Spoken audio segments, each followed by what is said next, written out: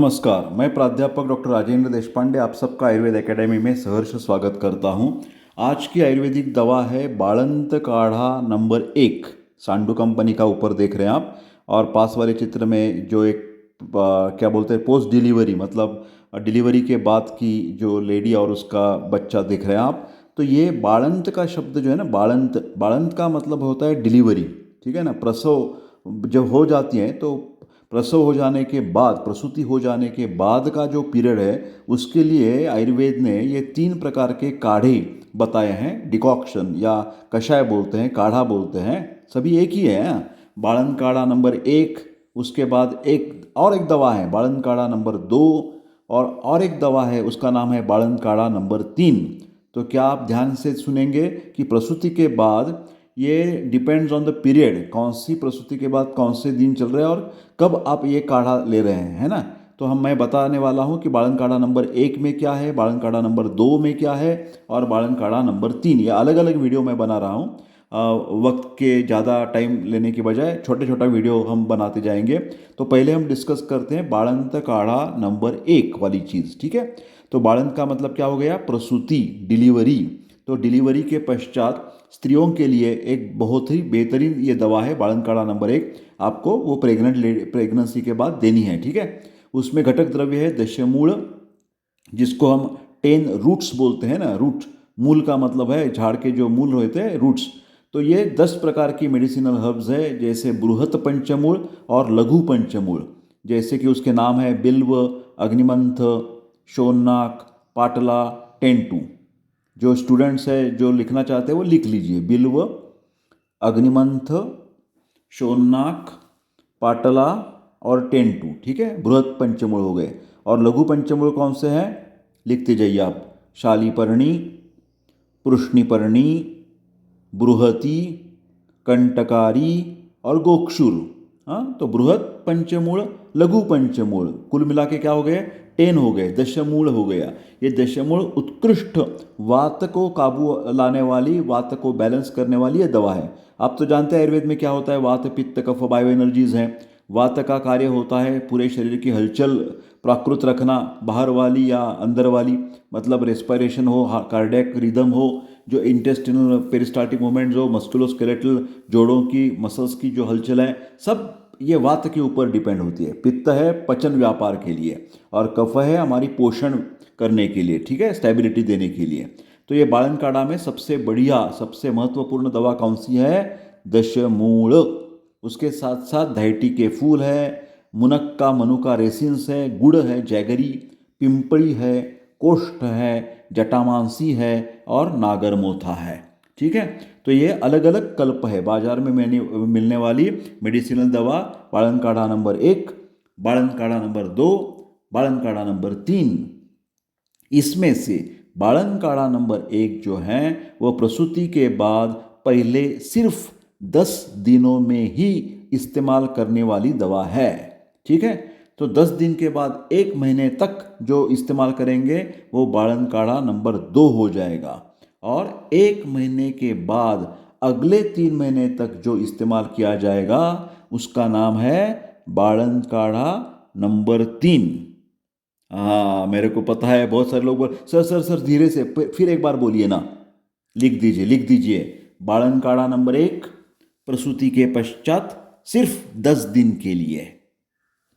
बाळंत काढ़ा नंबर 2 प्रसूति के बाद 10 दिनों से लेकर 1 महीने तक इस्तेमाल करना चाहिए। और बाळंत काढ़ा नंबर 3 लिखिए, प्रसूति के पश्चात 1 महीना खत्म होने के बाद 1 महीने से लेकर 3 महीने तक ये बाळंत काढ़ा नंबर 3 लेना चाहिए, ठीक है। आगे चलते हैं, बाळंत काढ़ा नंबर 1, बाळंत काढ़ा नंबर 2, बाळंत काढ़ा नंबर 3, ऐसे जब हम काढ़ा कहते हैं, वस्तुतः ये काढ़ा या कषाय नहीं है। काढ़ा, कषाय, डिकॉक्शन नहीं है। तो बोलेंगे सर क्या है, तो ये आसव अरिष्ट से बना हुआ कल्प है, मेडिसिन है। आसव अरिष्ट की पद्धत से बनाते हैं। मतलब आसवारिष्ट का मतलब क्या होता है, बार बार मैं समझा रहा हूँ, उसमें संधान क्रिया होती है, अल्कोहलिक फर्मेंटेशन होते हैं। क्यों होता है? वो धायटी के फूल डालते हैं ना, गुड़ डालते हैं, उसके द्वारा ये संधान क्रिया होती है। ठीक है, फिलहाल क्या होता है कि जो एक परंपरा चलती है उसके द्वारा इसको बालन काढ़ा बोला दिया जाता है। वस्तुतः ये नामानिदान उतना एक्यूरेट नहीं है। ठीक है, बालन काढ़ा नंबर 1 जब बनाते हैं तो पहले दशमूल का काढ़ा बनाते हैं और उस काढ़े में, उस कषाय में, उस डिकॉक्शन में क्या डालेंगे?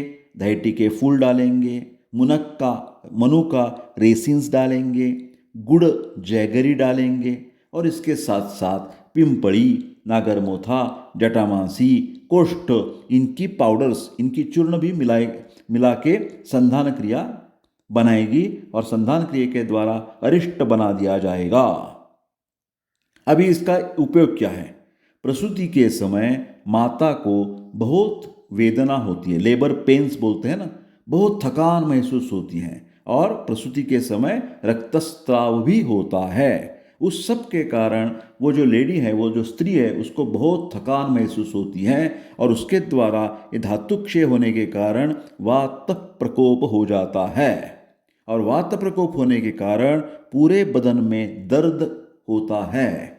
तो इस पीरियड में पहले 10 दिनों में, प्रसूति के बाद 10 दिनों में कॉम्प्लिकेशंस टालने के लिए, मतलब जो भी उपद्रव है वो प्रिवेंट करने के लिए, कॉम्प्लिकेशंस प्रिवेंट करने के लिए, इसको मॉडर्न में पोस्ट परपेरियल पीरियड बोलते हैं ना, पोस्ट परपेरियम या परपेरियल पीरियड बोलते हैं।